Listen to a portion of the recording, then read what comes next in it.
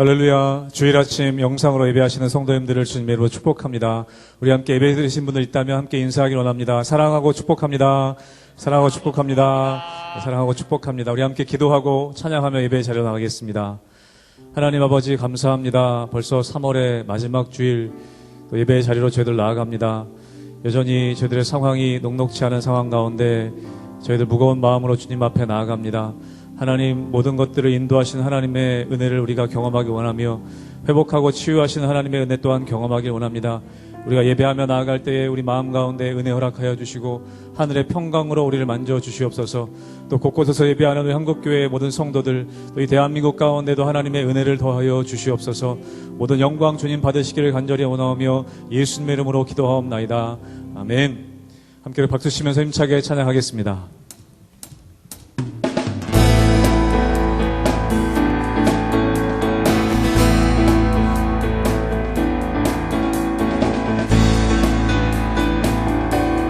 이 땅을 창조하신 하나님을 찬양하며 나가겠습니다. 주 하나님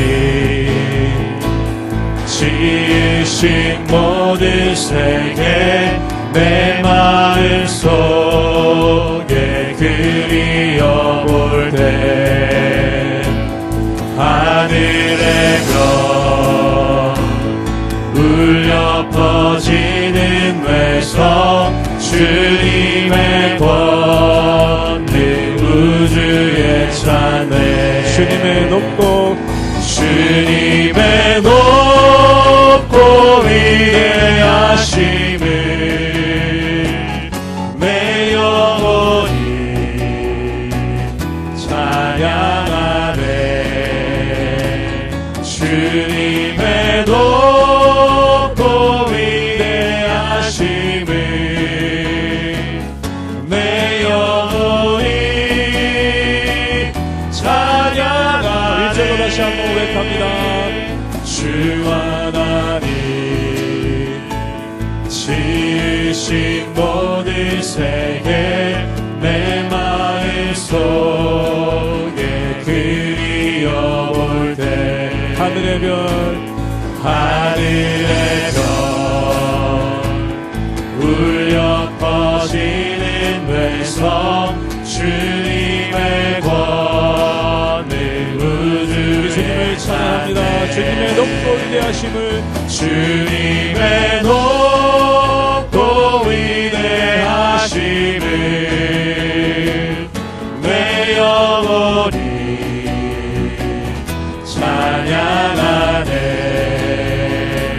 주님의 높고 위대하심을 내 영혼이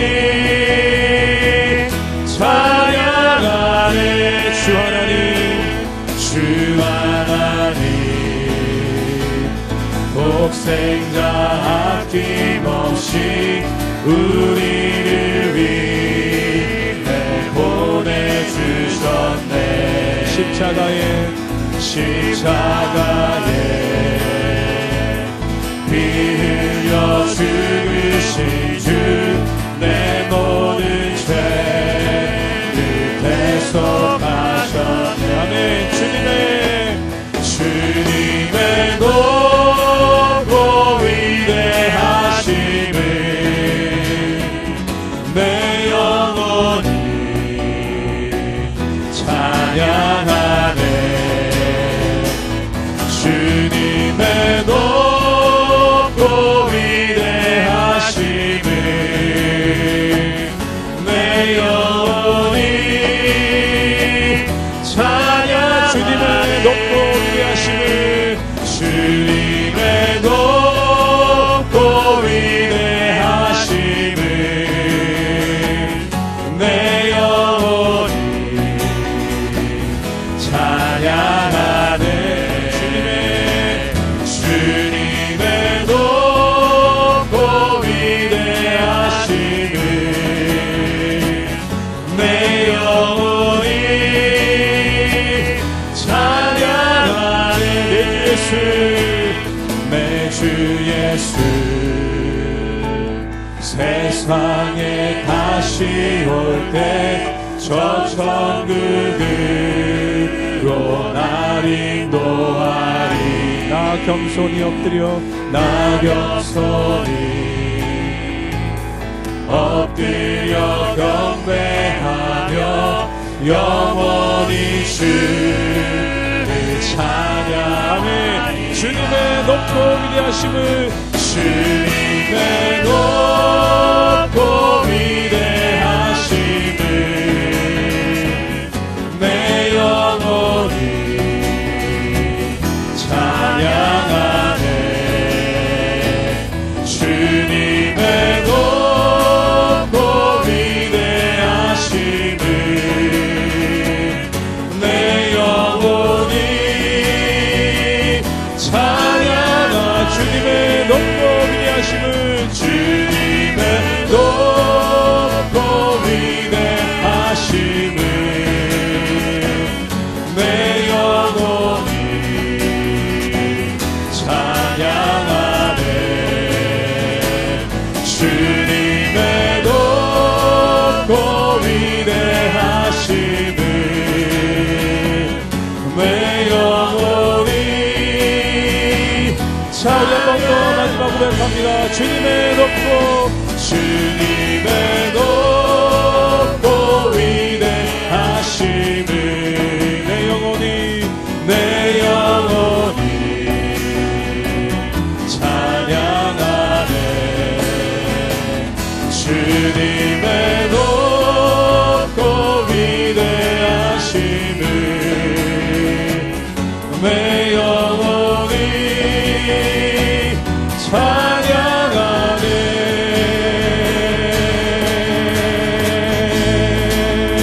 할렐루야. 높고 위대하신 하나님을 찬양합니다. 할렐루야. 아멘.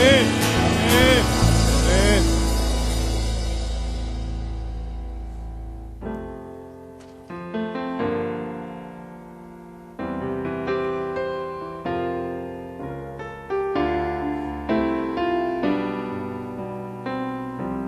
오늘 이곳에 계신 성령님, 오늘 이곳에 계신 성령님, 우리에게 말씀하시고 우리 가르치소서.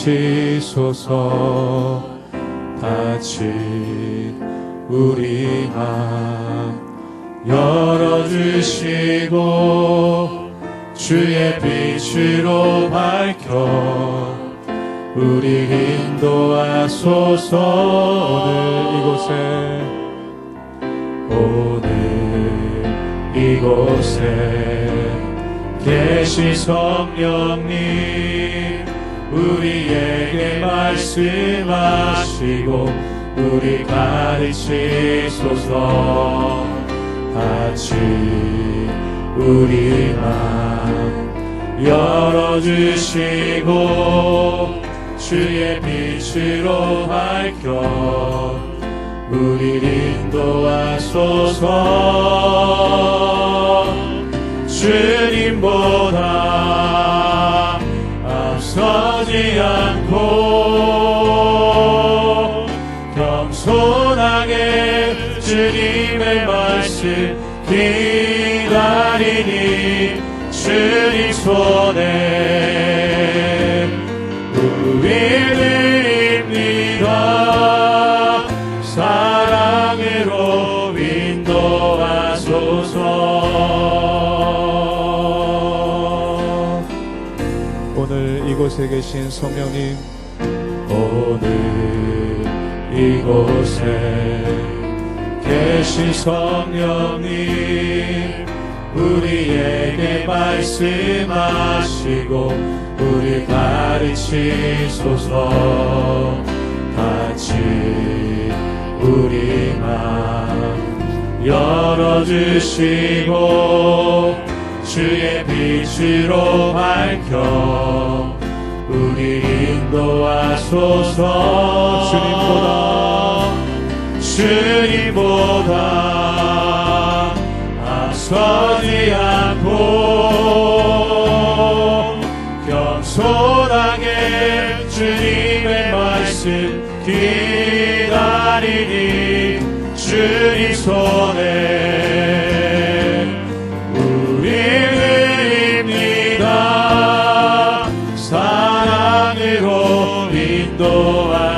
하소서. 주님보다 앞서지 않고 겸손하게 주님의 말씀 기다리니 주님 손에 우리 드립니다. 사랑으로 인도하소서.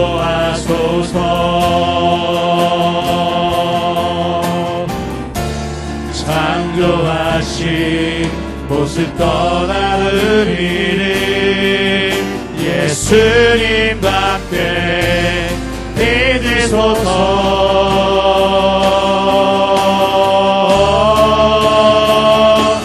주님보다 앞서지 않고 겸손하게 주님의 말씀 기다리니 주님 손에 우리 드립니다. 사랑으로 인도하소서. 그 사랑 얼마나 아름다운지 그 사랑 얼마나 날 부엽게 하는지 그 사랑 얼마나 크고 놀라운지를 그 사랑 얼마나 나를 감격하게 하는지 그 사랑 얼마나 그 사랑 얼마나 아름다운지 그 사랑 얼마나 날 부욕해 하는지 그 사랑 얼마나 크고 놀라운지를 그 사랑 얼마나 나를 감격하게 하는지. 우리 시간 함께 기도하며 나아가기 원합니다. 이 사순절 기간 가운데 하나님, 우리가 하나님의 놀라운 사랑, 십자가의 사랑을 회복하게 하여 주시옵소서. 우리 위에 목숨 버리신 예수님의 그 십자가의 사랑이 회복되는 시간 되게 하여 주시옵소서. 우리가 말씀 듣고 예배하며 찬양하며 나간 이 자리 가운데 우리 심령 가운데 하나님 아버지의 사랑으로 가득하게 하여 주시옵소서. 이 시간 한 목소리로 기도하며 나가기 원합니다. 함께 기도하겠습니다.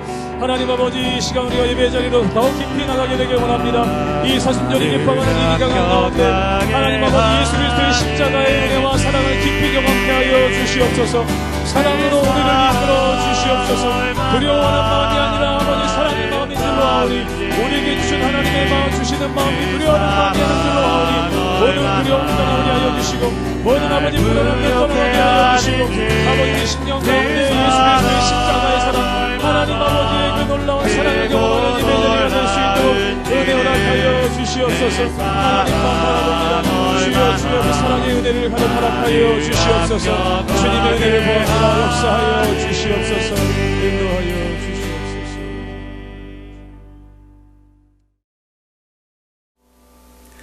늘 언제나 살수 역사하신 주님, 우리가 주님을 바라보며 하나님의 은혜 가운데 그 인도하신 가운데 우리가 나아가길 원합니다.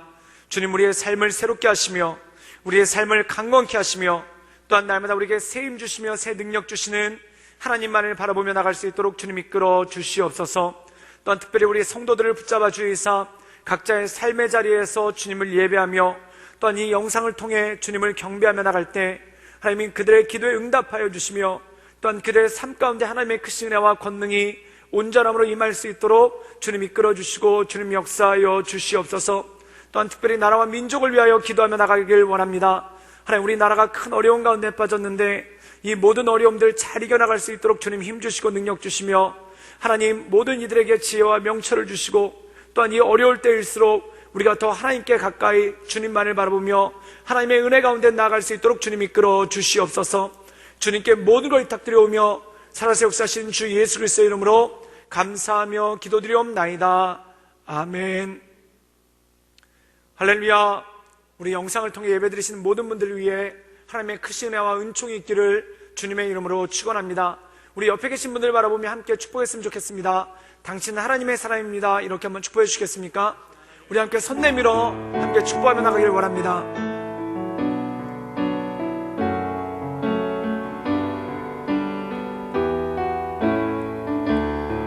당신은 하나님의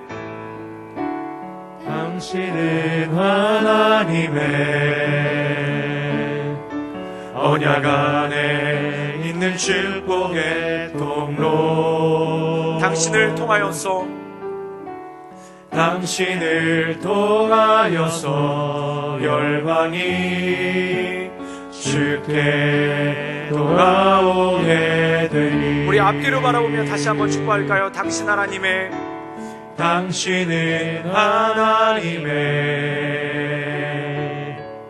언약 안에 있는 축복의 통로. 당신을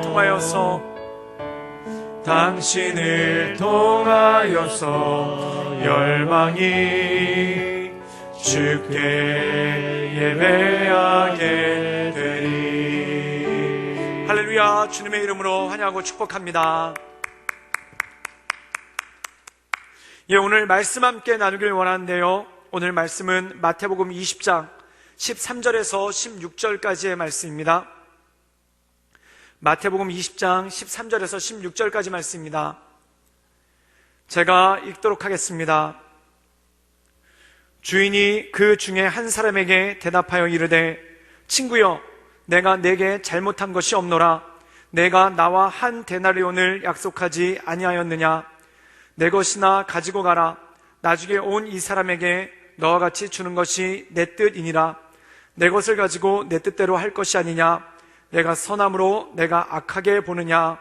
이와 같이 나중된 자가 먼저 되고 먼저 된 자로서 나중되리라. 아멘. 저는 오늘 은혜는 비교할 수 없습니다 라는 제목을 가지고 함께 하나님의 말씀을 나누기를 원합니다. 예전에 1998년도에 IMF가 터지고 많은 실업자들이 발생하는 그러한 일이 있었죠. 근데 이 IMF를 해결하는 과정 가운데 굉장히 놀라운 일이 있었습니다. 그것이 무엇이냐면 바로 공공근로라는 것이 시작되었죠.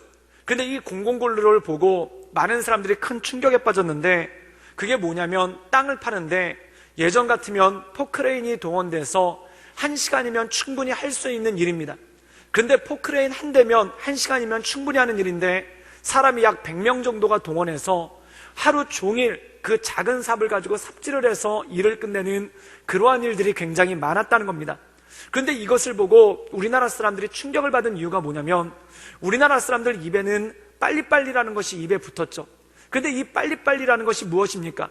짧은 시간 안에 엄청나게 많은 일을 해내는 것이 바로 빨리빨리입니다.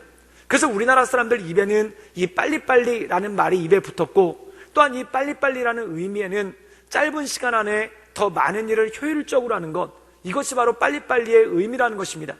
그래서 우리나라 사람들이 외국에 가서 공장을 세우면은 이 외국인 노동자들이, 외국인 근로자들이 가장 먼저 배우는 말이 바로 빨리빨리라는 이 한국말을 가장 먼저 배운다고 합니다. 근데 제가 베트남에 있으면서 굉장히 재밌게 느낀 게, 이 베트남 사람들도 역시 빨리빨리라는 말을 제일 먼저 배우는데, 이 한국 사람들은 베트남 사람들에게 어떤 말을 가장 먼저 배우냐면은 쭈슈쭈슈라는 말을 가장 먼저 배웁니다. 이 쭈슈쭈슈란 말은 잠깐만 이런 뜻이죠. 그래서 한국 사람들이 이 베트남 근로자들을 보고 빨리빨리 이렇게 외치면은 베트남 근로자들이 한국인 사장님들을 바라보면서 쭈슈쭈슈 잠깐만 이렇게 외치는 그러한 모습이 있더라는 것입니다. 그래서 그걸 보고서 참 한국 사람들 정말 빠르다라는 그러한 말을, 그러한 뜻을 배울 수가 있었죠. 근데 이 공공근로가 도입됐을 때 이 빨리빨리, 짧은 시간 안에 많은 일들을 효율적으로 처리하는 이 빨리빨리라는 것이 사라지고 깨진 것이 바로 이 공공근로라는 겁니다. 이 공공근로는 그러면 왜 이렇게 포크레인이면 1시간이면 할 일을, 그 당시에 우리나라에 포크레인이 없었던 것도 아닌데 왜 포크레인을 쓰지 않고 100여 명의 사람들을 동원해서 하루 종일 일을 하는 그런 비효율적인 일을 했을까요? 그 이유는 뭐냐면 바로 수많은 실업자들을 구제하기 위해서, 또한 실업자들이 많으니까 그들에게 일자리를 주기 위해서 이 공공근로라는 것을 실행하고, 이 공공근로는 일을 효율적으로 빨리 하는 데 목적이 있는 게 아니라 거기 있는 사람들에게, 이 근로자들에게 어떻게든지 돈을 주고 어떻게든지 일당을 챙겨주고자 하는 것이 바로 이 공공근로의 목적이기 때문에 그렇다는 것입니다. 그래서 이 공공근로는 일을 빨리 처리하는 것, 또한 일을 빨리 많이 하는 것에 목적이 있는 것이 아니라 이 공공근로의 목적은 실업자들을 구제하고 또한 한 사람에게라도 더 돈을 주기 위한 목적이 바로 이 공공근로죠. 그런데 놀랍게도 성경에 보면은 이 공공근로와 똑같은 것이, 또한 이 공공근로와 똑같은 목적을 가지고 있는 것이 등장하게 된다는 것입니다. 그렇다면 주님께서 이 포도원 품꾼의 비유를 통해서 우리에게 주시는 비유가 무엇인지, 또한 우리에게 주시는 말씀이 무엇인지를 우리가 살펴볼 필요가 있다는 것입니다. 우리 함께 마태복음 20장 1절에서 3절까지의 말씀을 우리 자막을 통해서 함께 보도록 하겠습니다. 제가 읽겠습니다.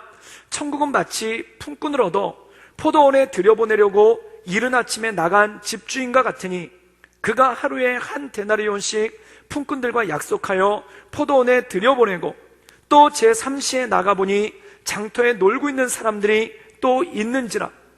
오늘 말씀 가운데 보면 예수님께서 천국에 대해서 말씀하고 계신데, 천국은 무엇과 똑같은가? 품꾼을 얻어 포도원에 들여보내려고 하는 주인과 똑같다는 것입니다. 오늘 말씀 가운데 보면 2절에 이렇게 말씀이 있죠. 그가 하루에 한 데나리온씩 품꾼들과 약속하여 포도원에 들여보냈다는 겁니다.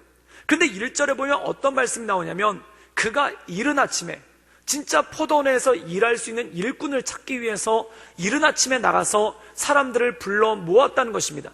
아마 농사 짓는 분들은 잘 아실 텐데, 농사 짓는 시간이 언제입니까? 해가 뜨자마자 이 농사를 시작합니다.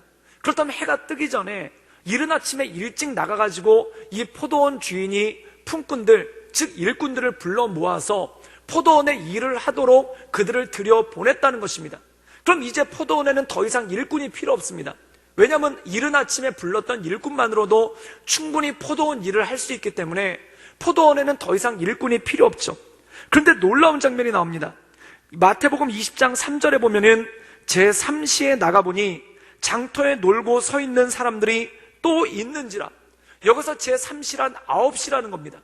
오전 9시, 이때 이미 해가 뜨기 전에 6시나 7시에 모든 품꾼들은 다 일을 하러 갔습니다.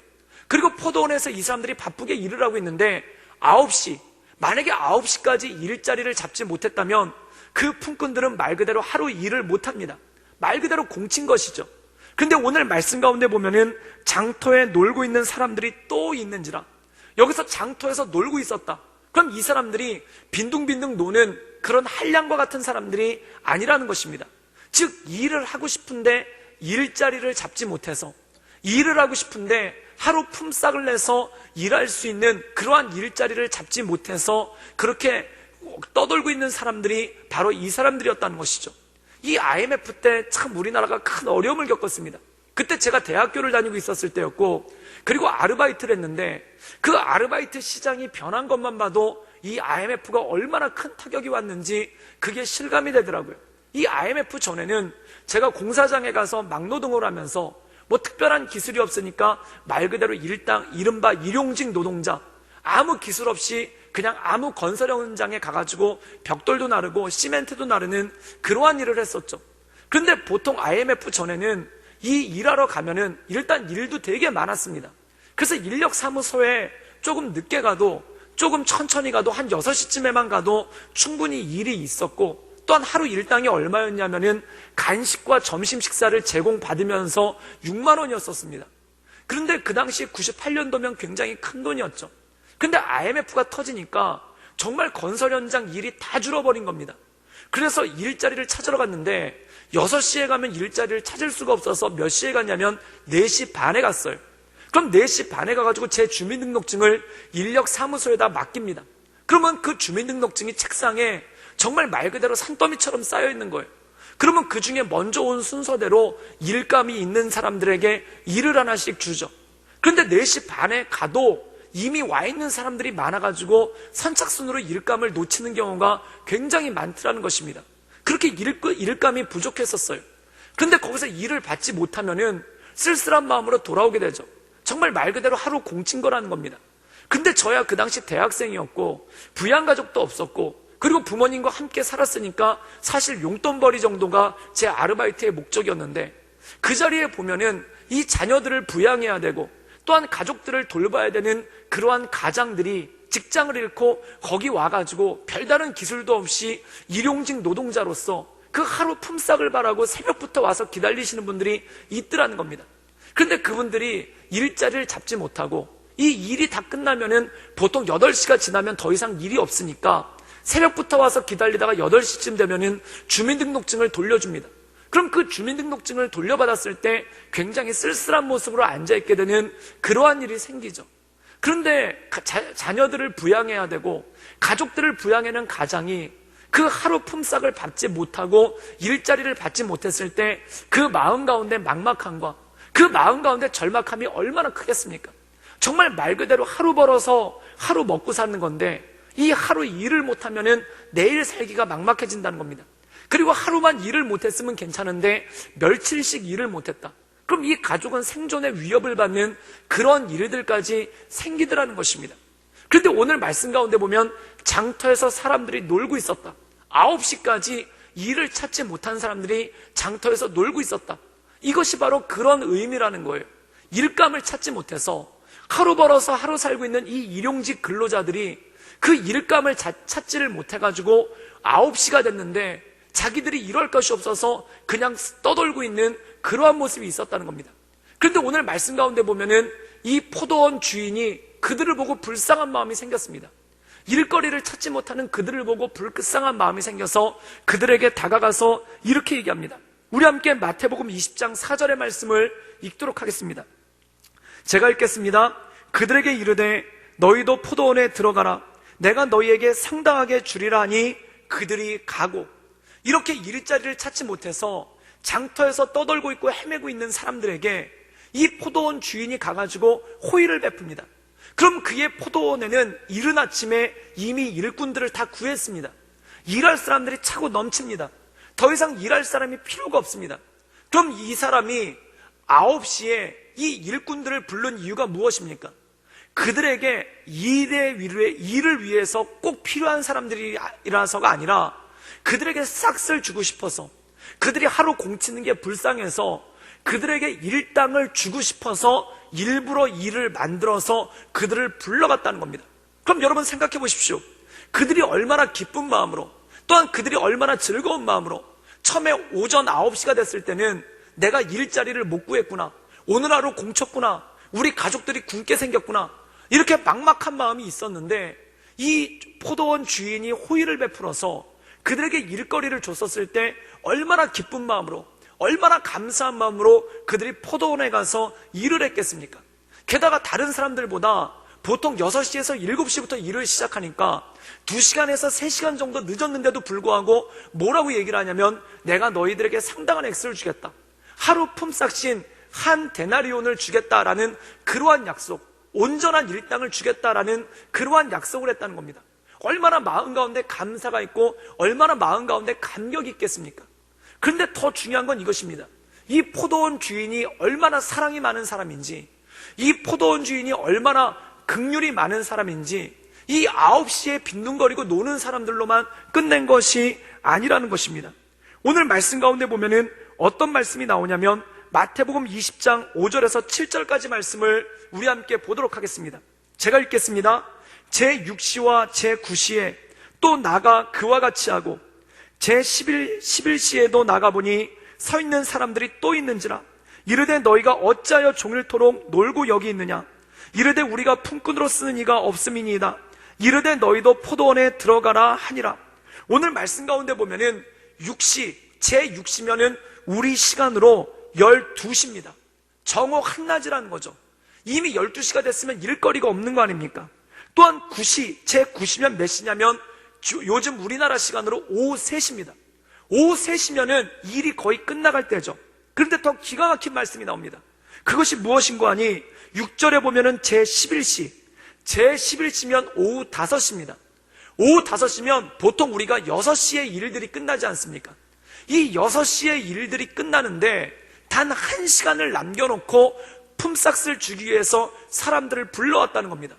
그럼 사랑하는 여러분, 이 주인의 목적이 무엇입니까? 이 포도원 주인의 목적이 무엇입니까?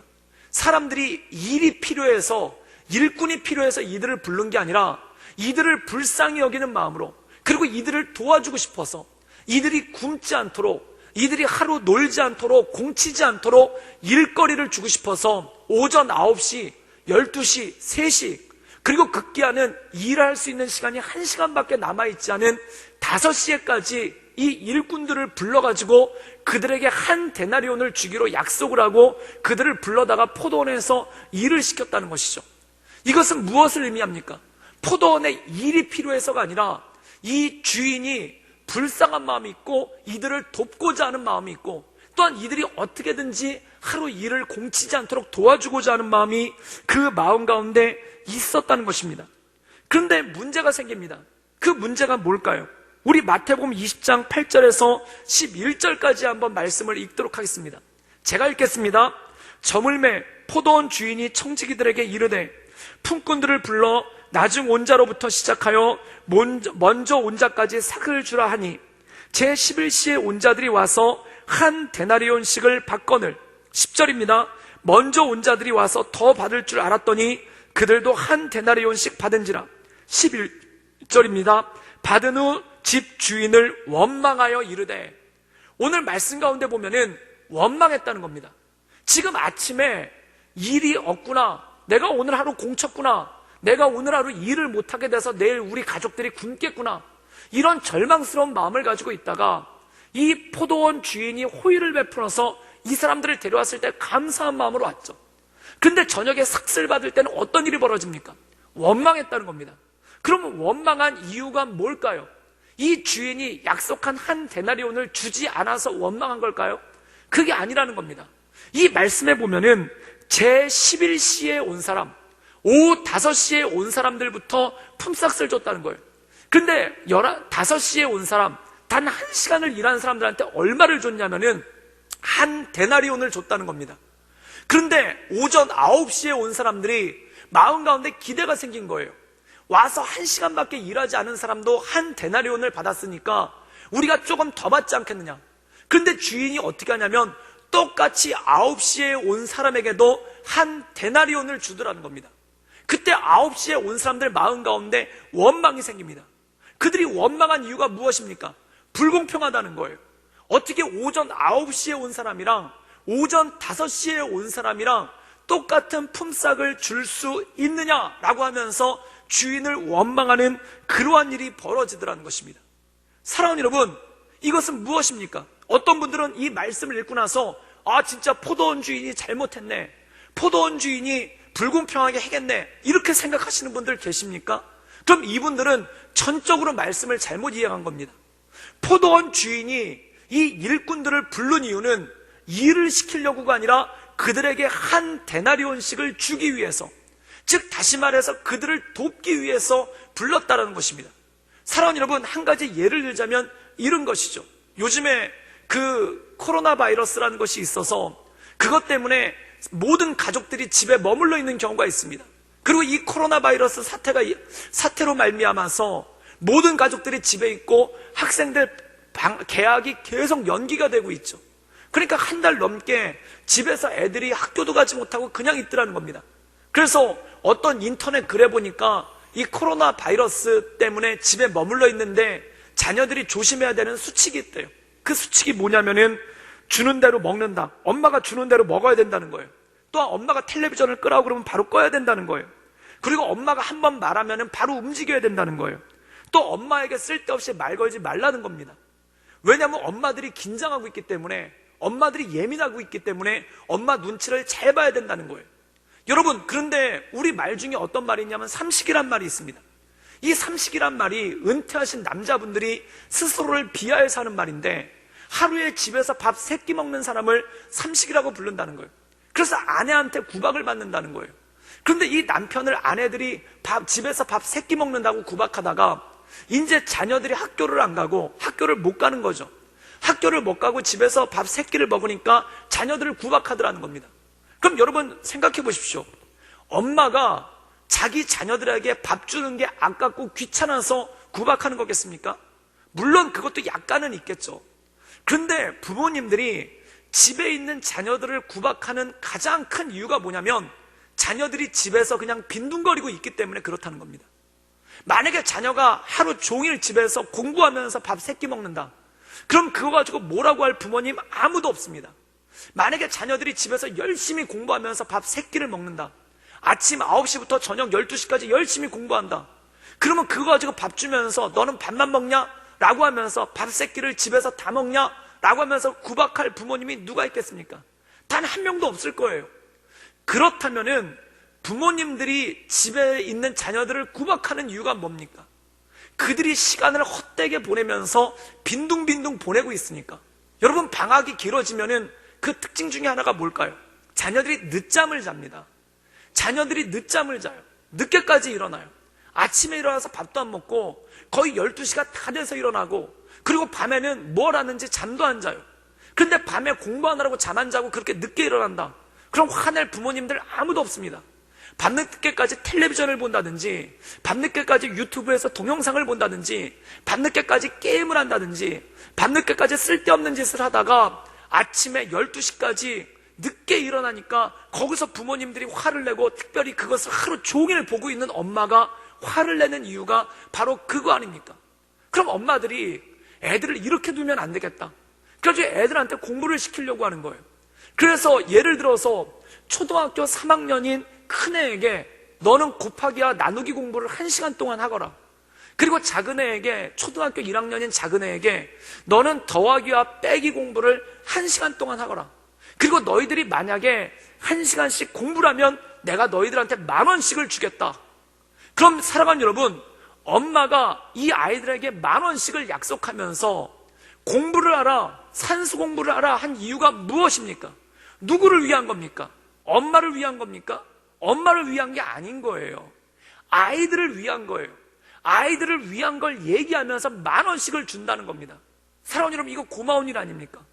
아이들이 1시간을 더하기 빼기 곱하기 나누기를 공부를 하면 엄마가 돈을 준대요. 그럼 얘네들이 기를 쓰고 하겠죠. 그래서 기를 쓰고 공부를 했는데, 둘이 똑같이 초등학교 1학년이 더하기 빼기라고 10,000원을 받고, 그리고 이 초등학교 3학년이 곱하기 나누기라고 10,000원을 받았다고 생각해 보십시오.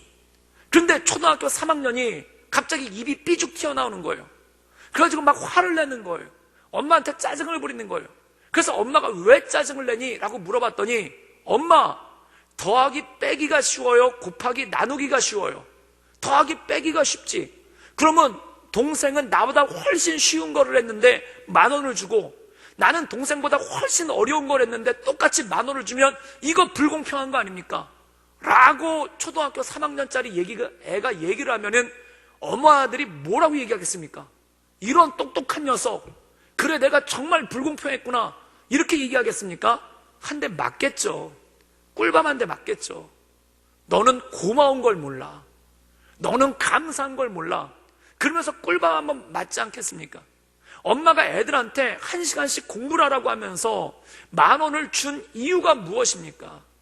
엄마를 위해서가 아니라 애들을 위해서 시간을 헛되게 보내지 말고 스스로를 발전시킬 수 있도록 공부를 하고, 그 공부에 대한 포상으로 10,000원씩을 준다고 한 거 아닙니까? 그러면은 이 10,000원을 받았을 때 그 엄마의 의도를 안다면 이 아이들은 감사해야 되는 거예요. 근데 초등학교 3학년짜리가 머리 좀 컸다고 동생은 더하기 빼기 되게 쉬운 거 했는데 10,000원 받고, 나는 곱하기 나누기 되게 어려운 거 했는데 10,000원 받고, 이거 세상 불공평하다고. 그럼 그것만큼 어리석고 그것만큼 엄마의 의도를 모르는 정말 말 그대로 헛발질이 없는 거죠. 사랑하는 여러분, 여기 오전 9시에 부름을 받은 이 사람들이 자기들이 오후 5시에 부름을 받은 사람들과 똑같이 한 데나리온을 받았다고 불평하는 것이 마치 초등학생들이 그것 가지고 불평하는 것과 똑같은 그러한 모습이 그 안에 있더라는 것입니다.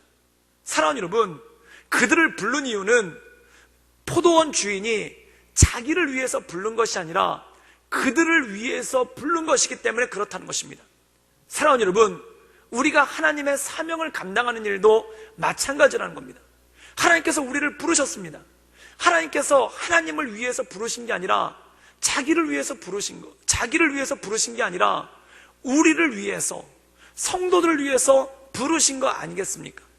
그런데 때때로 우리가 원망을 할 때가 있더라는 거예요. 제가 한 번은 청년부 사역을 할 때 한 청소년 집회에 초대받아서 간 적이 있습니다. 그래서 그 남도 지방에 있는 그 지역에서 5개 교회가 모여가지고 청소년 집회를 한다는데 거기를 한번 가본 적이 있어요.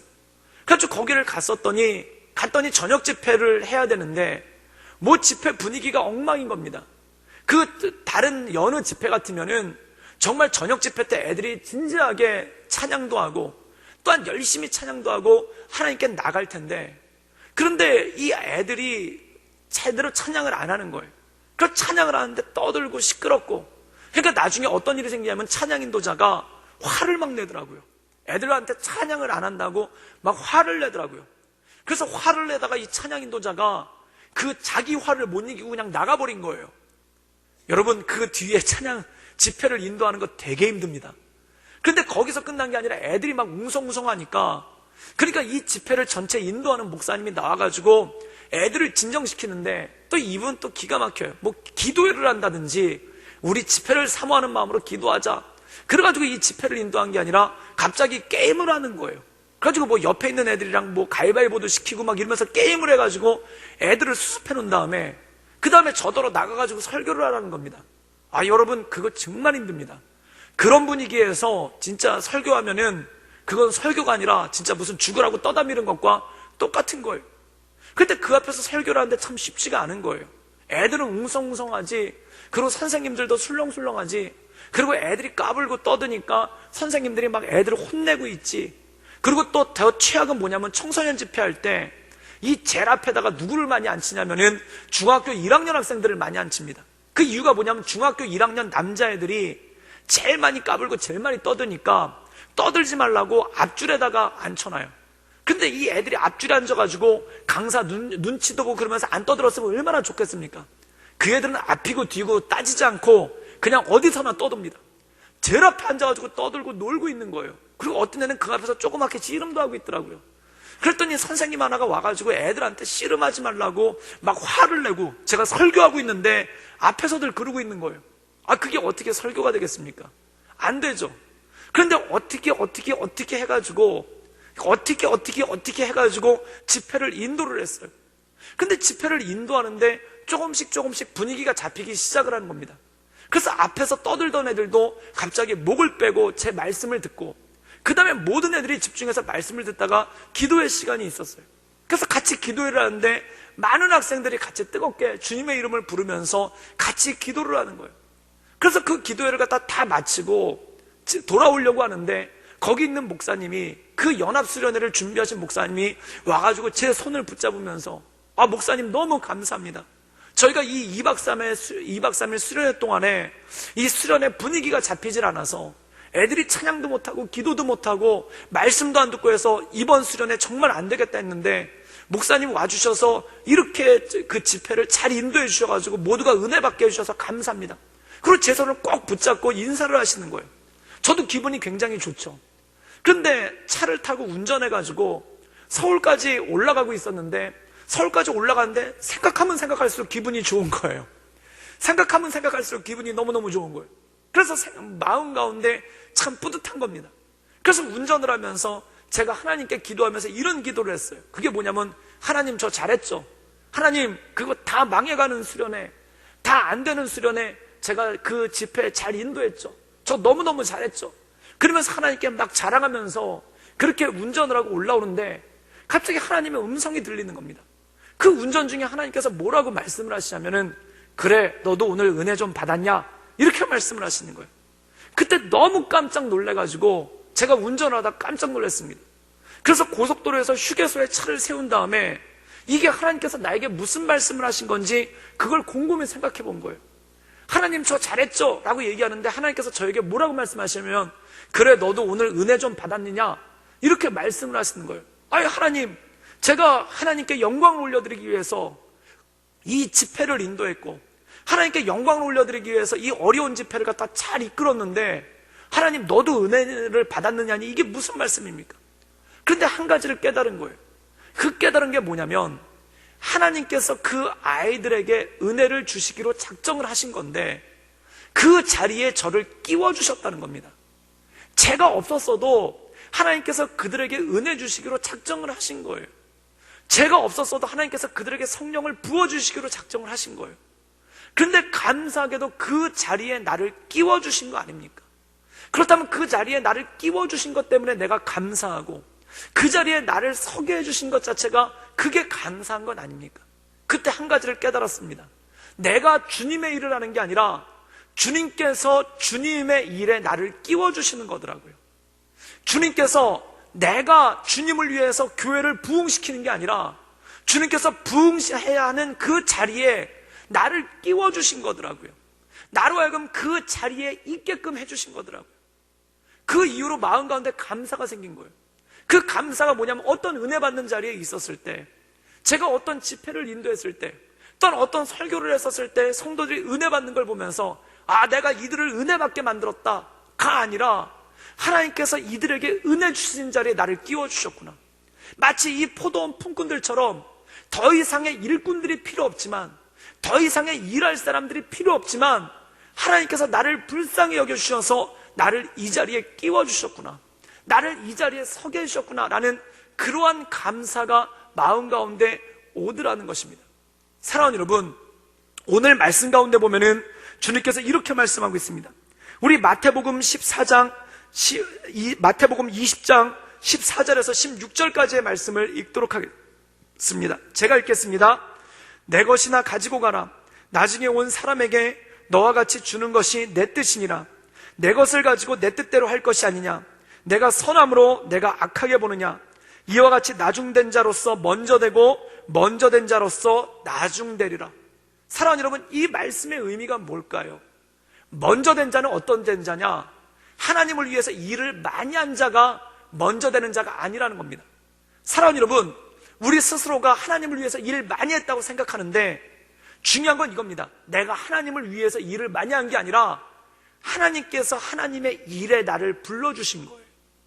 굳이 없어도 되는 나를, 굳이 그 자리에 없어도 되는 나를 하나님께서 끼워주신 거라는 겁니다. 그럼 하나님께서 나를 끼워주셨을 때 내가 그 자리에 쓰게 된 거 아닙니까? 그렇다면 먼저 된 자는 어떤 자인가? 그것을 깨닫고 감사하는 자가 먼저 된 자라는 겁니다. 은혜는 무엇입니까? 나에게 그 정도의 능력이 안 되는데, 또한 하나님이 굳이 꼭 내가 필요하지 않은데 나를 불러주신 거예요. 나를 불러주셔서 그 자리에서 일하게 하신 거예요. 마치 포도원에 품꾼들이 가득 차서 더 이상 일할 것이 없는데, 더 이상 품꾼을 안 불러도 되는데, 일이 필요 없는데 주님께서 굳이 나를 불러주셔가지고 그 일하는 자리에 품삯을 받도록 나를 끼워주신 거 아닙니까? 그것에 감사하는 자가 먼저 된 자라는 겁니다. 그럼 나중된 자는 어떤 자일까요? 그것에 감사하지 못하는 자가 나중된 자라는 것입니다. 사랑하는 여러분, 성경에 먼저 된 자와 나중된 자의 차이가 무엇인지 아십니까? 우리는 흔히 이렇게 오해할 때가 있습니다. 흔히 오해하는 것 중에 하나가 교회 먼저 왔는데 직분을 못 받고 교회 나중에 왔는데 직분을 맡았다. 그러면 이것을 보고 먼저 된 자가 나중되고 나중된 자가 먼저 됐다라고 착각을 합니다. 또한 교회 온 지 오래된 사람인데 별로 능력 있게 사역하지 못하고 교회 온 지 얼마 안 된 사람인데 능력 있게 사역하는 걸 보면서 그 사람 먼저 된 자가 나중되고 나중된 자가 먼저 됐다라고 생각합니다. 그 뜻이 아니라는 거예요. 여기서 먼저 된 자의 기준은 무엇입니까? 감사할 줄 아는 자가 먼저 됐다는 거예요. 감사를 아는 자. 그러면 나중된 자는 어떤 사람입니까? 감사를 잃어버린 자라는 겁니다. 주님께서 주신 그 은혜를 잃어버린 자라는 겁니다. 오전 9시에 부름받은 사람은 처음에 감사함으로 왔지만 나중에 원망으로 끝나버립니다. 이것이 무엇입니까? 먼저 된 자가 나중된 자는 거예요. 그렇다면 나중에 늦게 온 사람은 어떻게 됩니까? 그가 감사한 마음을 가지고 이 쓸데없는, 이 쓰잘데없는 나에게 하나님께서 은혜를 주셔서 이 일들을 감당하게 하는구나, 그 마음 가운데 감사하는 마음이 있더라는 거예요. 사랑하는 여러분, 여러분은 감사하십니까? 나를 불러주신 주님, 나를 주님의 일꾼 삼아주신 주님, 그 주님께 감사하십니까? 그 감사하는 마음이 있다면 이 사람은 나중됐으나 먼저 된 자입니다. 그러나 감사한 마음을 잃어버리다 보면 나중됐으나 먼저 됐으나 나중된 자가 되는 거더라고요. 사랑하는 여러분, 목회를 하다 보면 이런 일이 있습니다. 신학교 때 보면은 참 나보다 별 볼 일 없어 보이는 애들이 있어요. 신학교 때 같이 공부하다 보면은 나보다 별로 사역도 잘하는 것 같지 않고, 또한 나보다 별로 그렇게 열심히 하는 것 같지도 않고, 또한 나보다 뭔가 그렇게 대단한 걸 하는 것 같지도 않은 그러한 애들이 있습니다. 그런데 나중에 신학교 졸업하고 세월이 지나서 만나보면은 그 아이들이 훨씬 더 유명한 목회자가 돼 있고, 또한 신학교 때 별 볼 일 없다라고 생각했던 그 친구들이 훨씬 더 유명한 목회자가 돼 있고, 훨씬 더 많은 일들을 감당하고, 또한 훨씬 더 다양한 일들을 하는 그러한 일들을 보게 됩니다. 그때 마음 가운데 쟤네들 참 별 볼 일 없는 애들이었는데, 쟤네들 참 별 볼 일 없는 애들이었는데, 딱 여기서만 눈이 멈출 때가 있다는 겁니다. 근데 신학교 처음 갔을 때는 그런 거 안 따졌어요. 뭐만 생각했냐면 불러주신 주님께 감사합니다. 불러주신 주님께 감사합니다. 그리고 나한테 사역지를 맡겨주심도 인하여 감사합니다. 나같이 부족한 사람에게 설교할 수 있는 자리를 맡겨주심도 인하여 감사합니다. 감사가 있는 거예요. 그런데 어느 순간에 주님을 바라보는 감사가 사라지고 다른 사람들과 비교하면서 내가 쟤보다 훨씬 더 난데 왜 나는 저애만큼 인정을 받지 못할까? 나는 쟤보다 훨씬 더 뛰어난데 왜 나는 쟤만큼 사람들에게 칭찬을 받지 못할까? 그것이 관심이 온다는 겁니다. 사랑하는 여러분, 하나님을 바라보는 자는 감사합니다. 만약에 이 9시에 부름을 받은 사람이 이 주인만을 바라봤다고 생각해 보십시오. 감사한 일 아닙니까? 오늘 하루 공쳤는데 불러줘서 일을 시켜주고, 그리고 한 데나리온 일당을 줬으니 고마운 거 아닙니까? 너무너무 감사한 거 아닙니까? 그런데 왜 원망했을까요? 오후 5시에 온 사람들을 바라보니까 원망이 나오더라는 겁니다. 우리의 신앙생활이 마찬가지입니다. 하나님을 바라보는 자는 감사합니다. 그러나 사람을 바라보는 사람은, 사람과 비교하는 사람은 원망이 나온다는 거죠. 그러면 반대로 얘기하면 이런 뜻입니다. 내 삶 가운데 감사가 있다면 나는 하나님을 바라보는 사람입니다. 그러나 내 마음 가운데 원망과 불평이 있다면 나는 하나님을 바라보는 사람이 아니라 사람을 바라보기 때문에 이런 일이 생긴 거라는 것입니다. 사랑하는 여러분, 우리 인생 가운데 원망이 있으십니까? 또한 불평이 있으십니까? 또한 감사가 있으십니까? 은혜에 대한, 하나님에 대한 찬양이 있습니까? 사랑하는 여러분, 저는 우리 모든 인생을 통해 하나님만을 바라보며 나갈 수 있기를 주님의 이름으로 축원합니다. 그때 감사할 수 있습니다.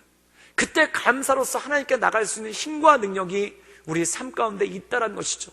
그러면 저는 우리 모든 성도님들이 이 감사를 잃어버리지 않고 오직 주님만을 바라보며 불러주신 은혜, 자녀 삼으신 은혜, 하나님의 일꾼 삼으신 은혜, 또한 하나님의 사명을 감당하도록 우리를 하나님의 일에 끼워주신 그 은혜를 생각하며 날마다 감사하며 나가는 우리 모든 성도님들 되시기를 주님의 이름으로 축원합니다. 우리 함께 기도하겠습니다. 이 시간 우리 함께 우리의 목소리로 기도하며 나가기를 원하는데, 함께 기도하며 나가기 원하는 것은 주님, 내가 주님만을 바라보아 감사하는 자가 되게 하여 주시옵소서.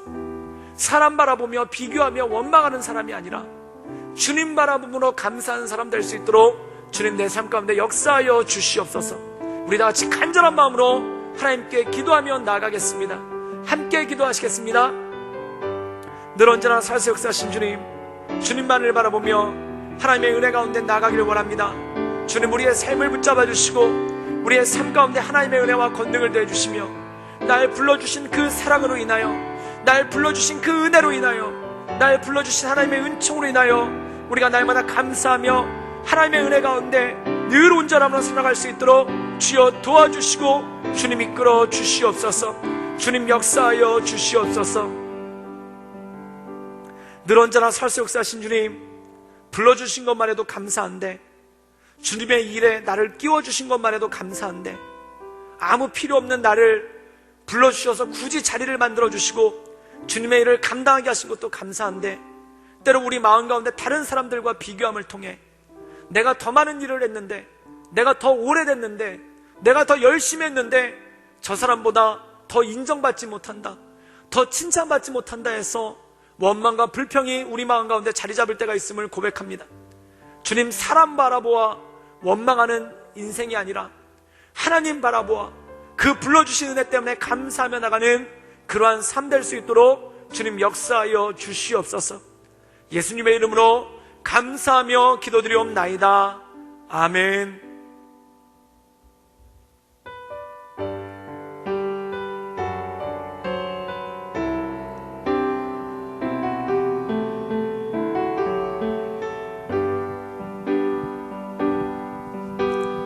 아버지 사랑 내가 노래해,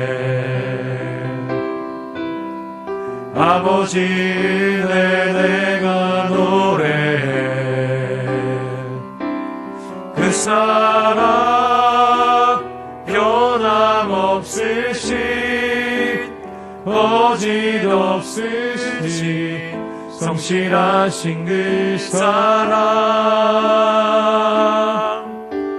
상한 갈대 꺾지 않으시는, 꺼져가는 등불 끄지 않는, 꺼져가는 등불 끄지 않는 그 사랑, 변함없으신, 거짓없으신 성실하신 그 사랑, 사랑, 그 사랑, 날 위해 죽으신, 날 위해 다시 사신 예수 그리스도, 다시 오실 그 사랑, 죽음도 생명도 천사도 하늘의 어떤 권세도 끊을 수 없는 영원한 그 사랑, 예수. 그 사랑, 그 사랑, 날 위해 죽으신, 날 위해 다시 사신 예수 그리스도, 다시 오실 그 사랑, 죽음도 생명도 천사도 하늘의 어떤 권세도 끊을 수 없는 영원한 그 사랑, 예수. 사랑하신 주님, 주님께서 우리를 사랑하시기에 우리를 불쌍히 여겨서 우리를 불러주시고, 또한 주님의 사명 맡겨주시고 주님의 일들을 감당하게 하심을 인하여 감사드립니다. 주님을 위한 것이 아니라 나를 위한 것인데, 때때로 우리가 주님을 위하여 일한다 하지만 사실은 그 모든 것들을 통해 나를 위하신 하나님의 부르심이 있는데, 하나님, 우리가 그것을 바라보며 날마다 감사하며 그 은혜 가운데 나가게 하여 주시옵소서. 다른 사람들과 비교하여 상처받고 낭망하고 또한 원망하지 않게 하시며, 오직 하나님만을 바라보며 나를 불러주신 하나님, 나를 인도해 주신 그 하나님만을 바라보며 감사하는 삶을 살아갈 수 있도록 주님 우리를 붙잡아 주시고 우리 가운데 역사하여 주시옵소서. 또한 주신 은혜 감사하여 귀한 예물 주 앞에 올려드렸습니다. 이 예물 드린 손길들 위에 하나님의 크신 은혜와 권능을 더하여 주시옵소서. 주님께 모든 걸 부탁드려오며, 이제는 우리 주 예수 그리스도의 은혜와 하나님의 사랑과 성령의 교통하심이 오직 주님만을 바라봄으로 말미암아 십자가의 그 사랑으로 나를 구원하시고 나를 자녀 삼으시며 하나님의 은혜 가운데 거하게 하신 그 은혜로 말미암아 나가기 원하는 이곳에 모인 구덕교회 모든 성도들과 또한 영상을 통해 예배드리는 모든 성도들 머리 위에 지금부터 영원토록 함께 없시기를 간절히 축원하옵나이다. 아멘.